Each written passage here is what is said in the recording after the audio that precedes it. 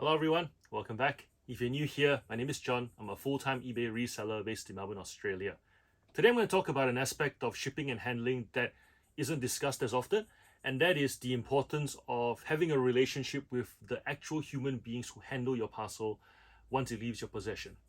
Obviously, you can't really know the people on the other end, generally the buyer end, but for the drivers who pick up your parcels, the drivers who deliver your parcels, the staff and the owner who runs the post office where you lodge your parcels, or the operators at the depot that you drop off your parcels for a courier. Knowing these people and having a relationship with them, not so that you can make things happen for yourself or, you know, pester them. I know that there's this hesitancy to get to know the people on the other end because sometimes we think to ourselves, if I gave my number out, I'm just going to get bombarded with a bunch of pointless queries that will waste my time and drive me mental. If your intentions are pure and you intend to only use that relationship when you absolutely need it, but for the most part, you intend to be a pleasant participant in the exchange of parcels for money, then most people like having nicer people in their day. Most people like having a chat. So if you intend to do the right thing, you shouldn't feel self-conscious about reaching out and trying to build a relationship with the people that help make your business run. The reason why I think that's really important is because, firstly, as Ray pointed out, we all like dealing with nice people every day. More often than not, we're dealing with people who are rushing, people who are impatient, people who are demanding. And so to be that person who isn't demanding, who isn't impatient, who is just generally kind, that's a breath of fresh air in any workplace. So if you can be that person, you will find that the people that you deal with will also be those people for you. So that's number one. It changes the mood of the business that you run. Secondly, and most importantly, it's the accountability and the transparency that eventually comes about when there's a trusting relationship. I'll give you an example. So oftentimes when resellers start out, they will go to Facebook, they will ask questions like, do I need to get a scanned receipt? Do I need to, is it bad if I lodge it in the post box instead of going to the post office directly? Is there, do I have to stand there and watch them scan every single parcel? Those are all trust questions. Those are all accountability questions. Essentially, what the question is trying to address is, when I let the parcel go, how do I know that it's in good hands? And by having a relationship with, okay, fine, sure, we expect the post office to do the right thing. And mistakes do happen because at the end of the day, it's humans dealing with stuff. So there will be times when parcels will not be scanned because it happened to drop behind a table and then eventually gets found, gets scanned, moved along. If no one asks about it, no one's any the wiser. No one's the wiser, right? But if you have a relationship with the people who run your post office and they like you, love you even, you talk about family, things like that. I have that relationship with my postmaster.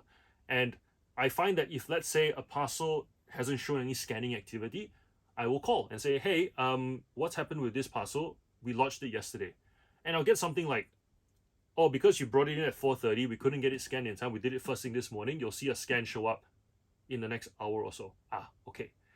And then after that, I'll learn, okay, if you bring it in before 10 o'clock, there's one, the driver comes and collects them all around 11, around 2, and then around 4.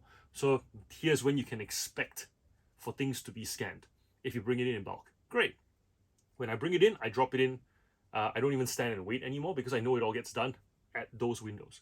When it doesn't happen at those windows and I call them, I will get an honest answer.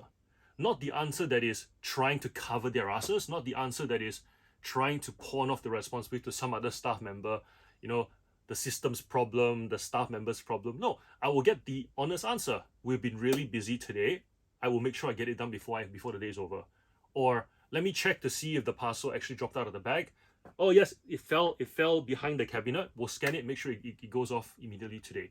Things like that. You want to be able to have a real conversation so that you can have answers that can be provided to your buyers should they query why the tracking was slower than expected or why there has been no tracking activity at all. The other thing with getting good information is the fact that we like to know as sellers what's happening from start to finish because it gives us a sense of being in control.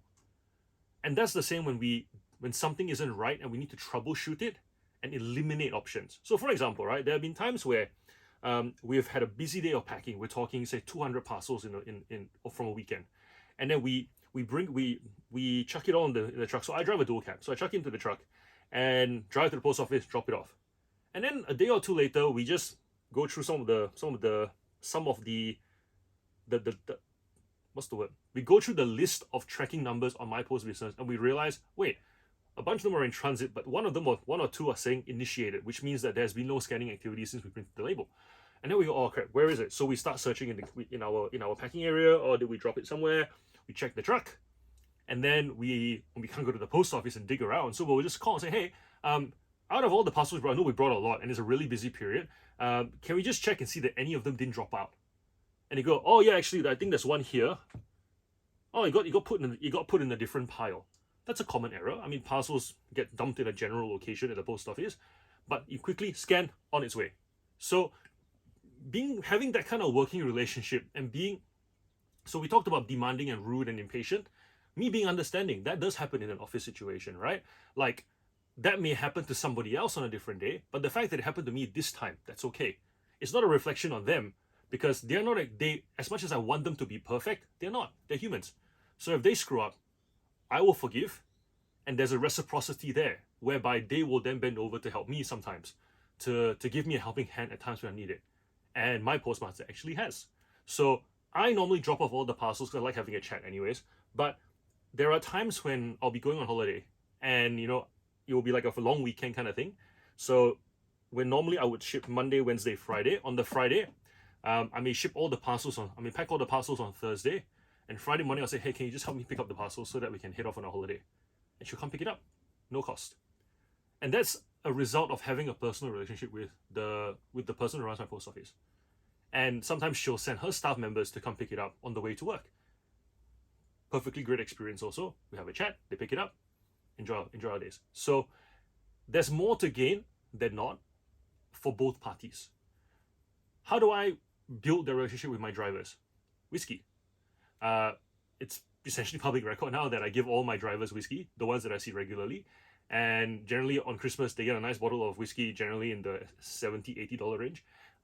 And they're very thankful, because it's a consumable, but it's one of those slow consumables. So essentially, they'll be drinking the bottle over the course of like 6 months. And I hope 6 months. And that reminds them that this bottle came from me. Because when I was thinking about what can you give that will make people remember you, I drink whiskey, and I generally have 3 or 4 bottles going at a go, and I always know where those bottles came from. I am not so rich that I have 100 bottles to pick from that I forget where bottles came from. So every time I replace a bottle, I remember how, I remember when, I remember why I did it, I remember why I chose it. And so I can only imagine that most people who enjoy a gift like whiskey will have 2 or 3 bottles running simultaneously, in which case, as they are going through it, they are always reminded that this was from John, this was from John. And I've seen that, because what happened is 3-4 months down the road, if I've got issues, I will leave a note on my door. I'll say, hey, can you please call me? And then they'll call me. Or I will call them if I have their number. There's a process. If you ask drivers for their number, sometimes they're a bit, maybe not. But eventually, some of them will give you their number. And if, let's say, you have a pickup due for that day, you might say, hey, are you guys coming? Can you let me know what time? And they'll go, yep, I'm on track for 4, 5 o'clock. Actually, some of them have even run late. They've come at 6, 7 to come pick up parcels because they know that it's important for them to do it. But once again, all these favors are requested on exception. I don't build a relationship so that I get all these things as standard. It's just a way to go, here's the baseline for the exchange. And because I'm nicer, they reciprocate by bending every so often when I really need it. And that's really helped my business grow. It's helped me to not think about where my parcels are. Because I think when you start out, you want to know everything. You want to have control over everything. And it's really hard to delegate. It's really hard to trust that somebody else is doing the best by you. And by building that relationship, there is a trickle-down effect to the mental state. And you can more or less delegate that, right? And then focus on the other things like the photo quality, your listing quality, the quality of your packing, so on and so forth. So this video, all about building a relationship with the actual human beings that serve you and move your parcels from you to your buyers. Let me know if you have a relationship with the people that touch your parcels. I'd love to hear what your experience is. I can't imagine that I'm the only one who has a relationship with my postmaster, because I'm very aware that some of the other sellers on the various Facebook groups also have the same thing. And most of them will tell you it's a good thing. So if you don't have one, start building that relationship. I'll see you in the next video. Bye.